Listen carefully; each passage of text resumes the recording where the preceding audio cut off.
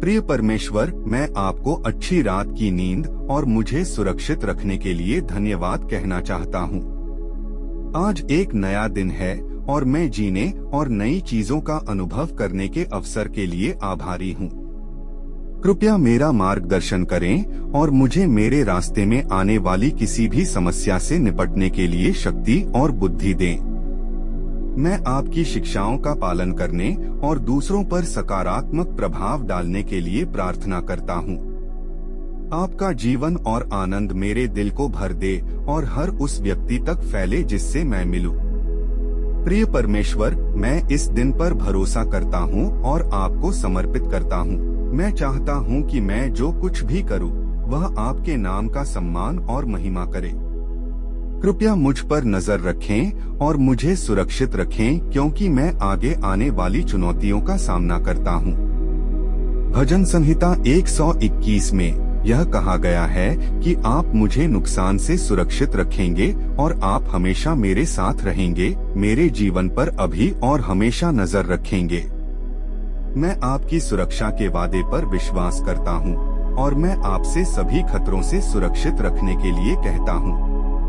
प्रिय परमेश्वर, जैसे जैसे मैं इस दिन का सामना करता हूँ, मैं अच्छे निर्णय लेने और सही क्या है यह जानने के लिए आपकी बुद्धि मांगता हूँ। आपके शब्द कहते हैं कि अगर मुझे बुद्धि की कमी है तो मैं आपसे मांग सकता हूँ और आप बिना किसी गलती के उदारता से इसे देते हैं।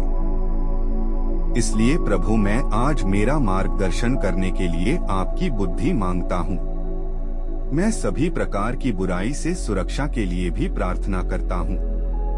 इफिसियों 6:12 में यह हमें बताता है कि हमारा संघर्ष सिर्फ लोगों के विरुद्ध नहीं है, बल्कि इस दुनिया में मौजूद अंधकारमय शक्तियों के विरुद्ध भी है।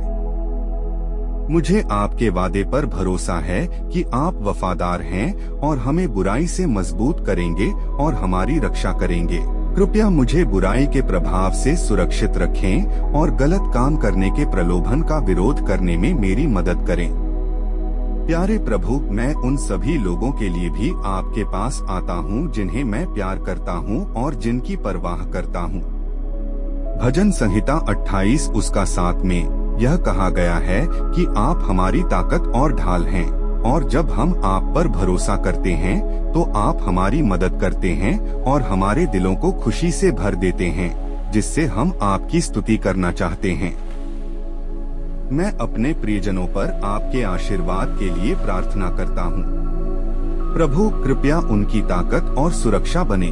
मैं अपने परिवार पर भी आपका आशीर्वाद मांगता हूँ, जिससे हम प्यार और एकता में एक दूसरे के करीब आ सकें। कुलुस्सियों 3:13-14 में यह कहा गया है कि हमें एक दूसरे के साथ धैर्य रखना चाहिए और एक दूसरे को क्षमा करना चाहिए, जैसे आपने हमें क्षमा किया है। हे प्रभु, हमें एक दूसरे को क्षमा करने और प्यार करने में मदद करें, जो हमें पूर्ण सद्भाव में एकजुट रखेगा। प्रिय परमेश्वर, मैं अपने मित्रों और सहकर्मियों के लिए भी प्रार्थना करना चाहता हूँ। नीतिवचन 27:17 में कहा गया है कि जैसे लोहा लोहे को तेज करता है, वैसे ही लोग एक दूसरे को प्रोत्साहित और मजबूत कर सकते हैं। मैं प्रार्थना करता हूँ कि आप उनके जीवन में सकारात्मक और उत्थानकारी प्रभाव लाएं। उन्हें ऐसे लोगों से घिरा रहने दें जो उन्हें ऊपर उठाएं।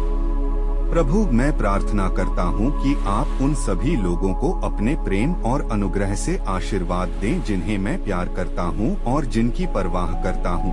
2 कुरिन्थियों 13:14 में यह आपके अनुग्रह, परमेश्वर के प्रेम और हमारे साथ पवित्र आत्मा की संगति के बारे में बात करता है। मैं इन आशीर्वादों के लिए उन सभी के साथ रहने के लिए कहता हूँ जिनकी मुझे परवाह है। प्रिय प्रभु, मैं आपके पास आता हूँ और अपने कार्य दिवस पर आपका आशीर्वाद मांगता हूँ। कुलुस्सियों 3:23-24 में कहा गया है कि हम जो भी करें, हमें अपने पूरे दिल से काम करना चाहिए, जैसे कि हम आपके लिए काम कर रहे हैं, न कि केवल अपने मालिकों के लिए। मैं प्रार्थना करता हूँ कि आप मुझे समर्पण और प्रेम के साथ काम करने में मदद करें, जैसे कि मैं सीधे आपकी सेवा कर रहा हूँ। कृपया मेरे काम को आशीर्वाद दें। प्रभु, और मुझे हर काम में मेहनती, वफादार और ईमानदार बनने के लिए मार्गदर्शन करें। मैं अपने काम में आपका सम्मान करना चाहता हूं और मुझे भरोसा है कि आप अपनी योजना के अनुसार मेरे प्रयासों को पुरस्कृत करेंगे। मेरे हर काम में मेरे साथ रहने के लिए आपका धन्यवाद। प्रिय प्रभु, मैं अपने काम में आपके मार्गदर्शन और आशीर्वाद के लिए प्रार्थना करता हूँ। नीतिवचन 10:4 में कहा गया है कि आलस्य गरीबी की ओर ले जाता है, लेकिन कड़ी मेहनत से धन मिलता है। मुझे मेहनती बनने में मदद करें और मेरे द्वारा किए गए प्रयासों को आशीर्वाद दें। मैं अपना काम अच्छी तरह से करने के लिए आपकी बुद्धि, ज्ञान और समझ मांगता हूँ।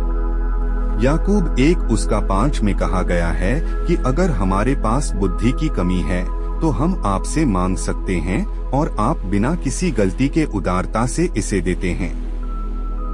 इसलिए प्रभु, मैं आज अपने काम के बारे में सोचते समय आपकी बुद्धि और मार्गदर्शन मांगता हूँ। प्रभु, मैं आपके पास आता हूँ और इस दिन पर चिंतन करने और जो कुछ भी हुआ उसमें आपका हाथ देखने के लिए आपकी मदद मांगता हूँ।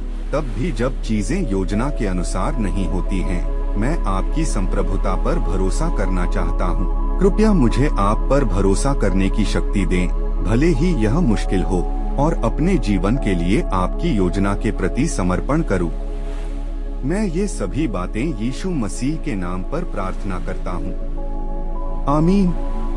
परमेश्वर आपको अपना दिन शुभारंभ करने में आशीर्वाद दें।